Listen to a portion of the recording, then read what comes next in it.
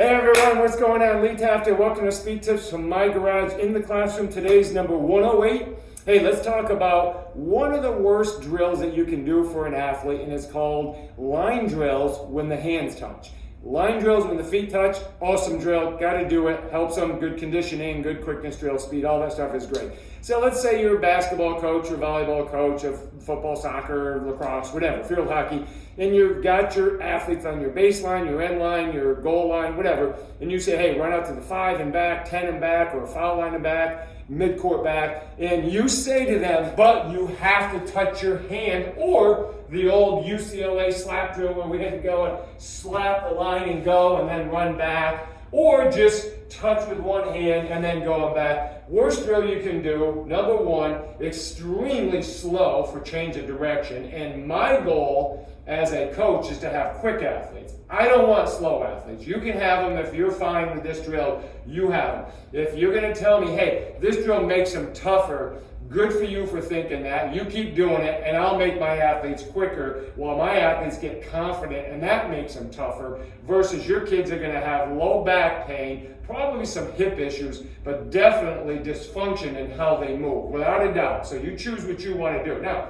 if you're fixated with having their hands touch a line or a cone or something, at least use a cone. Now, here is a single 9-inch cone, all right? Now, if I go and I touch the floor, okay, or the ground, I come up to that ground and I touch, there's my angle, okay? That's what I look like. That's a bad position to change direction, when really what I should look like is this, okay? But if I have to touch something, this one single 9-inch cone, when I come in, there's what I look like, okay? Still tilted, bent probably more than I want to be, versus being like this. Even if I bring my foot beyond it and touch, well, that's just defeating the purpose of being quicker because I'm going further than I want.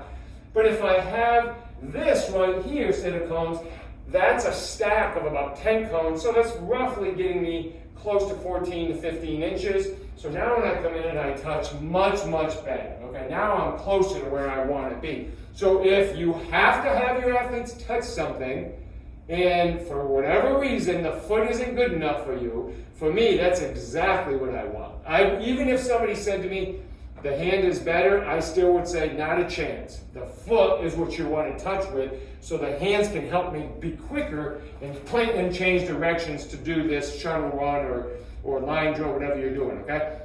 But if you have to touch, at least get cones that are high enough so the athlete can be quick when they touch, and they're not incurring all this rotation and flexion as they touch the line, which is never going to be a good thing. So line drills, great drills, okay? Good conditioning, good change of direction, good eccentric loading, good in and out type technical work. But if you're going to have them touch their hands, good luck, all right? Because you're going to get them slower. They're not going to get tougher from it. They're going to get discouraged, and they're probably going to end up with some kind of back pain, because that is something I've witnessed, and I've actually been the beneficiary of that with a coach this was a long time ago down in Florida, coach that used to have his tennis players touch the lines all the time, a lot of back pain.